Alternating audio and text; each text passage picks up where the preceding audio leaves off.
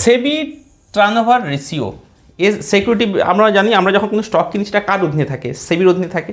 সেবি regulate করে, মানে সেবি regulate করে, ওকে, ফ্রড থেকে আটকায়। তাহলে সেবি কী করে, এইটা রাখে, সে হচ্ছে 0.0001%। মানে 1 কোটি রাখলে এইটা, মানে 1 কোটি যদি আপনি রাখেন, 1 কোটিতে 10 টাকা মাত্র, ঠিক আছে।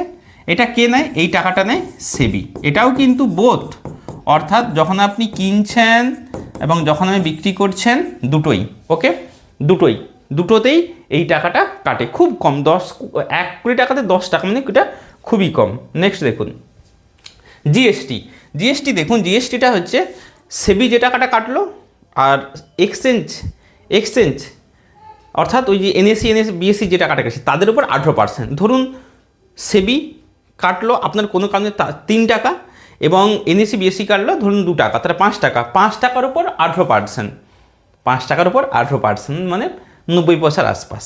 তাহলে এটা হচ্ছে কি, এটা কে কাটে, এটা হচ্ছে কেন্দ্র সরকার কাটে, এটা হচ্ছে কেন্দ্র সরকার, বোঝাতে পারলাম, এটা হচ্ছে কেন্দ্র সরকার।